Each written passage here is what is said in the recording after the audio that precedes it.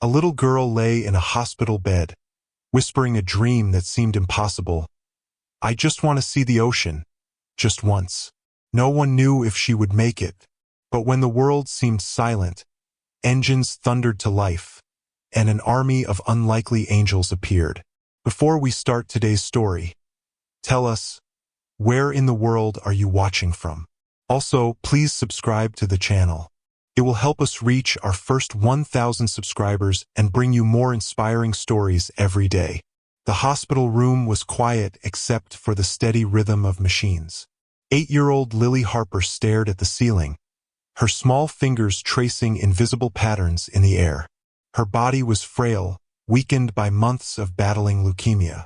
Her mother, Marissa, sat close, gently stroking her daughter's hair. Marissa tried to smile, but her eyes carried the weight of sleepless nights and silent prayers. Lily's dream was simple: to see the ocean.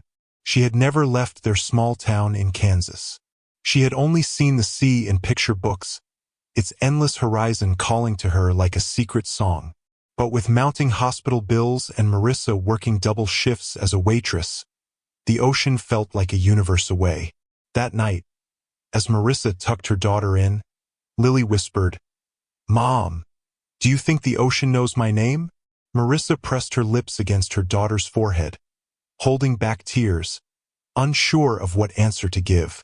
Marissa's life was a series of sacrifices. Before Lily's illness, she dreamed of becoming a teacher. But when her husband walked out years earlier, Marissa's world shrank to survival. She worked nights, waited tables by day, and tried to keep hope alive.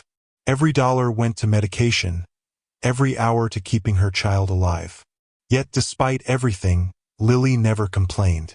She was a child who found wonder in small things: the glow of fireflies, the sound of rain tapping against glass, the warmth of her mother's hand. But the ocean was something different. "It's too big to be real," Lily once told her nurse. "It looks like it could swallow the whole sky." Doctors spoke gently but never promised too much. The truth was fragile like glass. Lily's time was slipping away, though no one said it aloud. Marissa clung to the hope that miracles still existed. She prayed, quietly, desperately, for something, anything, that might bring her daughter a moment of pure joy. One cold autumn afternoon, Marissa sat in the hospital cafeteria, staring into her untouched coffee. Her coworker from the diner, Maggie, joined her. Maggie was older, rough around the edges, but her heart was steady. Marissa finally broke, whispering Lily's dream aloud. "She just wants to see the ocean. Once. That's all." Maggie's eyes softened. She had connections, people Marissa didn't know. People who lived life differently. "I might know someone," she said slowly. Marissa looked up, puzzled. Maggie leaned closer, almost hesitant. "My brother rides with a motorcycle club. They're rough, yeah, but they've got hearts bigger than most folks I know. If they hear about Lily, they might help." Marissa's instinct was fear. Bikers? The only image she had was from movies: loud engines, leather jackets, trouble. But Maggie placed a hand over hers. "Sometimes the people you least expect are the ones who show up." Marissa didn't answer, but a spark, faint, flickering, lit inside her chest. That night, Maggie made a call. On the other end was her brother, Ray Bulldog Miller, a broad-shouldered man with tattoos snaking up his arms. He was a member of the local Hells Angels chapter. Ray wasn't used to crying women or hospital stories. He was used to road dust, whiskey, and the brotherhood of the open highway. But when Maggie's voice cracked as she told him about Lily, something inside him shifted. He remembered being a boy, standing at his mother's grave, lost and helpless. The next morning, Ray visited the hospital. He entered quietly, removing his sunglasses, his leather vest heavy with patches. Marissa froze when she saw him. His beard, his presence, everything about him seemed out of place in the sterile white hallway. But then Lily looked up, wide-eyed. "Are you a cowboy?" she asked softly. Ray smiled, kneeling beside her bed. Nah, sweetheart, he said.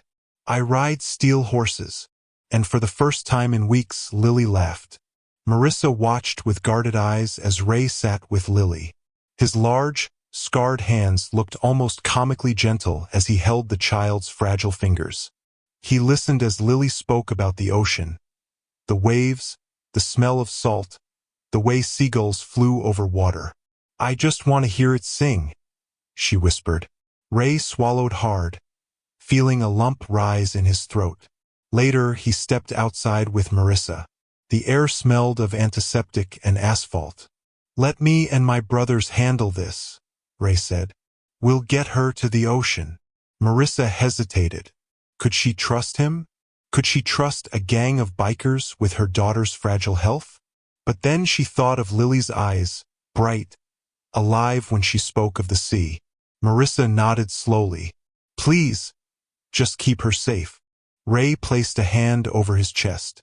On my life, he vowed. That night, engines roared in garages across town. Word spread among the Hells Angels. There was a little girl who wanted to touch the ocean. The next weekend, the hospital parking lot shook with the sound of motorcycles. Chrome gleamed under the morning sun as more than 24 bikers arrived, their leather vests adorned with flames, skulls, and patches that carried weight in the underworld. Nurses peeked through windows. Families pulled their children closer. But Lily? She pressed her face against the glass, eyes wide with wonder. They came for me, she whispered. Marissa stood beside her, clutching her daughter's hand.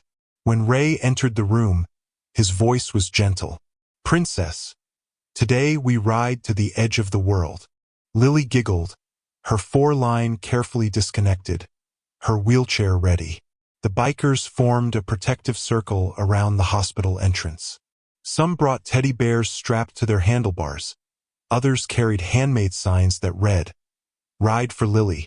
Engines revved like thunder, but within that sound was something more, a promise. A promise that Lily wouldn't face her last days without seeing her dream come true. The convoy began to move, a river of chrome and thunder rolling out of the hospital lot. Marissa sat in a van just behind them, her heart pounding as she watched the bikers take formation. Ray rode at the front, Lily seated safely in the van's passenger seat with the window down, her hair lifted by the wind. She waved as each biker passed, and they raised their gloved hands in salute. Townspeople stopped on sidewalks, phones raised, eyes wide in disbelief. Strangers whispered, Who are they riding for? The answer was painted on banners strapped to bikes. Lily's ocean ride. As they left town, Marissa glanced at her daughter. Lily's cheeks were flushed with joy, her eyes brighter than Marissa had seen in months. For a moment, Marissa forgot the fear, the tubes, the diagnoses. There was only this. A caravan of outlaws escorting her fragile little girl toward a dream. The road stretched endless ahead, and for once, it felt like hope. The journey wasn't easy. Hours on the road meant Lily's energy would fade. The bikers rode in shifts, some darting ahead to block traffic at intersections, others riding close to the van, ensuring no one came near. They became guardians, their leather and steel transformed into armor of love. At a rest stop, Lily was carried gently from the van by a biker named Tank, a towering man with arms like tree trunks. Yet when he lifted her, his touch was softer than a lullaby. You're safe, princess, he whispered, tucking her blanket around her shoulders. Marissa watched with tears burning her eyes. These men society called dangerous she now saw differently. They weren't just bikers, they were protectors. Lily smiled at each of them, her voice faint but sincere. Thank you for helping me find the sea. The men exchanged glances, clearing their throats, pretending dust irritated their eyes. But inside, each one knew they'd never ridden for something so sacred. Hours later, clouds gathered above the highway, the sky darkening with a storm's threat. Rain began to fall in heavy drops, soaking leather jackets, streaking the visors of helmets. Marissa grew tense, glancing at Lily, worried about her fragile health. "Should we stop?" she asked. But Ray shook his head, pulling alongside the van.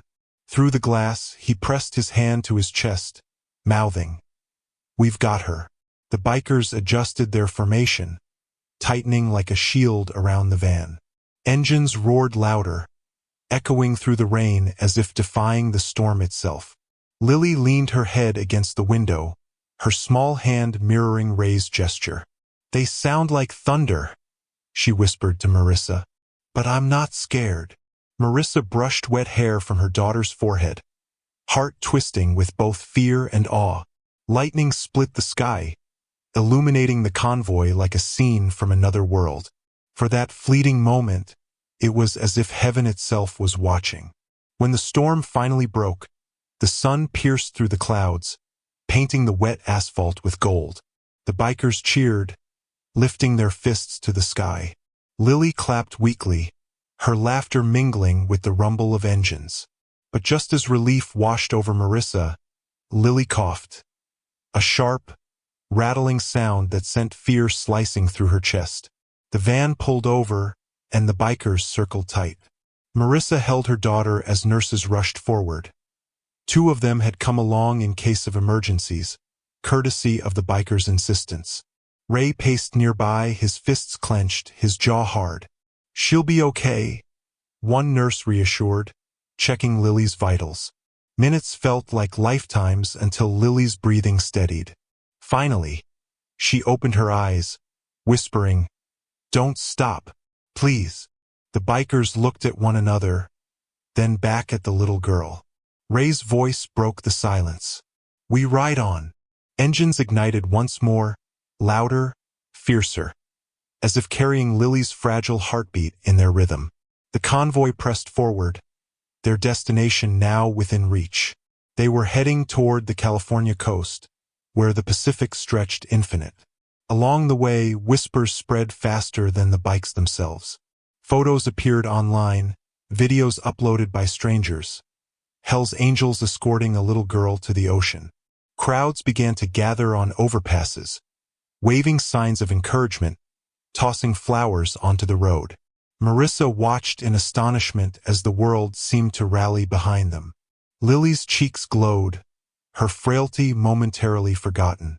"Mom," she whispered, "people are helping us." Marissa nodded, holding her daughter's hand. "Yes, baby. Sometimes the world remembers how to be kind." When they stopped briefly for fuel, strangers brought food, blankets, and donations pressed into Marissa's hands. She tried to refuse, but Ray urged her to accept. "This ain't charity," he said. "It's brotherhood. It's family." For the first time, Marissa believed him. This wasn't just a ride. It had become a movement, carrying them all toward the sea. But not everyone welcomed them. At one small town on the edge of the desert, police cruisers waited, their lights flashing red and blue. An officer approached, stern-faced. "What's going on here? You can't just take over the highway with a gang of bikers." Marissa's heart sank, fearing the dream would collapse. Ray stepped forward calmly. His presence was imposing, but his voice was steady. "We're not here for trouble, officer. We're here for her." He pointed toward Lily, sitting in her van seat with wide, innocent eyes. The officer froze, taken aback.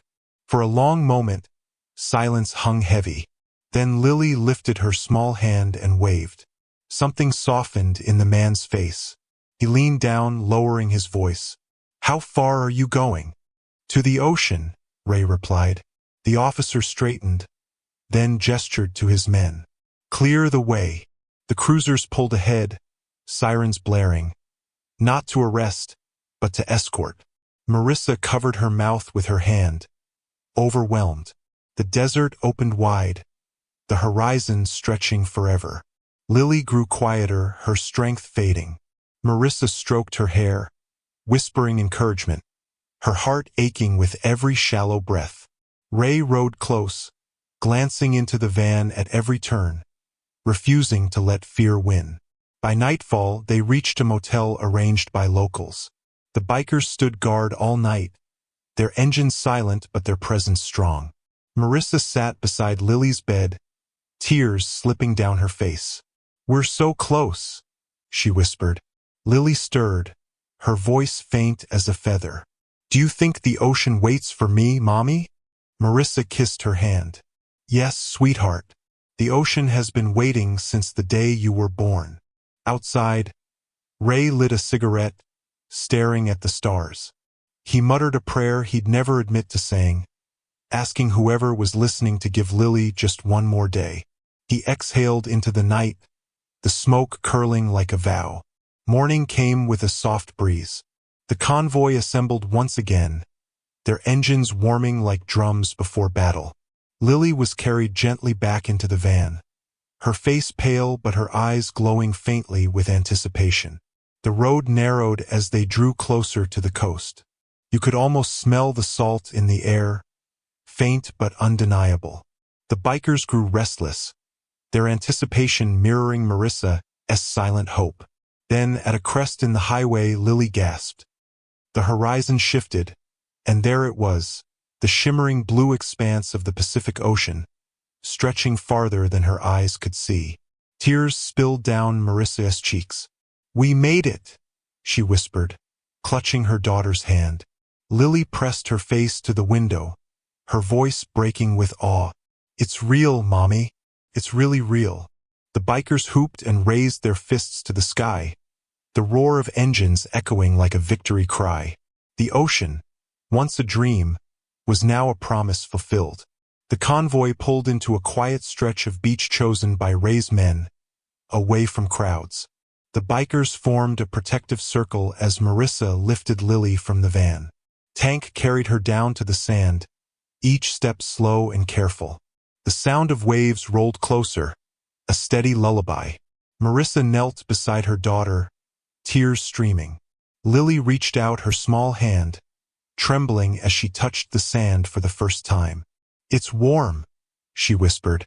The bikers fell silent, their rough exteriors softened by the sight. Then, with Marissa's help, Lily's feet touched the edge of the surf. Foam curled around her toes. Her eyes widened, her smile fragile but radiant. "It tickles," she said, her voice filled with wonder. For a moment, time itself seemed to pause. Every man and woman watching knew they were witnessing something holy, an innocent soul touching infinity. Engines cooled in the distance, but the heartbeat of the ocean carried them all. Marissa held her daughter close as the waves lapped gently. Lily's body was weak, but her spirit was soaring. "Mom," she whispered, "it's bigger than forever." Marissa pressed her face against Lily's hair, sobbing quietly, unable to answer. Ray stood nearby, his arms crossed, sunglasses hiding his eyes. But behind them, tears threatened to break through. One of the bikers, Snake, knelt in the sand, carving Lily's name with his knife. "Now the ocean knows who you are, princess," he said softly. Lily's smile glowed brighter. The group stayed there for hours, letting her breathe the salt air, feel the spray on her cheeks, and listen to the eternal rhythm of waves. As the sun began to set, painting the horizon with fire and gold, Lily leaned against her mother's chest, her eyes heavy. "I can sleep now," she murmured. Marissa rocked her gently, whispering, "Rest, baby. The ocean will sing you to sleep." The bikers stood in silence, their leather vests catching the glow of the sunset. Engines no longer roared. They bowed to the greater sound of crashing waves. Marissa kissed Lily's forehead, realizing her daughter had drifted into a deep, peaceful sleep. Her small chest rose and fell with rhythm. No machines, no sterile hospital walls, just the ocean cradling her breath. Marissa turned to Ray, her voice breaking. "Thank you for giving her this." Ray placed a hand on her shoulder, his rough palm steady. "No thanks needed. She gave us something too." One by one, the bikers approached Lily, placing small tokens in the sand around her. Patches, chains, bandanas. Each gift was a vow, a symbol of love from men who the world misunderstood. Marissa looked at them, strangers who had become guardians, and realized this was more than a ride. It was a testament that even in a hard, broken world, grace still existed. Night descended, the stars blinking awake. The convoy stayed on the beach, building a small fire. Marissa wrapped Lily in a blanket, cradling her against her chest. She was weaker now, but calm, her lips curved in a faint smile. The bikers shared stories. Rough voices softened as they spoke of losses, regrets, and the roads they'd ridden. Ray told Marissa quietly, "Most people fear us, but truth is, we just needed someone to believe we could do good." Marissa met his eyes, understanding dawning. "And Lily, she gave you that chance." Ray nodded, unable to speak further. Around the fire, laughter mingled with silence, a strange harmony of outlaws and a mother's love. When Marissa finally closed her eyes, she dreamed not of hospitals, but of her daughter's laughter, of engines thundering like a promise, and of the ocean vast and eternal, holding them all in its embrace. By morning, word had spread. News crews lined the cliffs, capturing images of the convoy guarding the little girl on the sand. But the bikers didn't care for cameras, they cared for Lily. When she awoke, weaker still, Marissa whispered, "Do you want to see the ocean again?" Lily's eyes fluttered open, and she nodded faintly. Ray lifted her this time, carrying her down to the water. The waves rushed up, cool against his boots. He held her tiny body against his chest as she reached out once more, letting the ocean spray her fingers. "It's singing," she whispered. Ray swallowed hard. "Yeah, princess, it's your song now." Behind them, the bikers stood like sentinels, engines ready but silent, their brotherhood bound to her forever. Marissa wept quietly, knowing this moment was everything her daughter had dreamed of. Whatever tomorrow held, today had given Lily infinity. As the convoy prepared to leave, Marissa hugged each biker, her gratitude spilling out in broken words. They had given her daughter more than a dream. They had given her dignity, joy, and peace. Ray knelt by Lily one last time. "You ever get scared, princess, you just listen close. That ocean, it's your family now." Lily's eyes shimmered. "And you're my angels." The bikers mounted their steel horses, engines firing like thunder rolling across the sky. They rode off in formation, fading into the horizon, their roar blending with the ocean's hymn. Marissa held Lily, who drifted once more into gentle sleep, her smile lingering. The sea stretched endless before them, a reminder that love often arrives from the unlikeliest roads. Sometimes angels wear leather, carry scars, and ride with thunder. But they are angels nonetheless, and for one little girl they made forever real.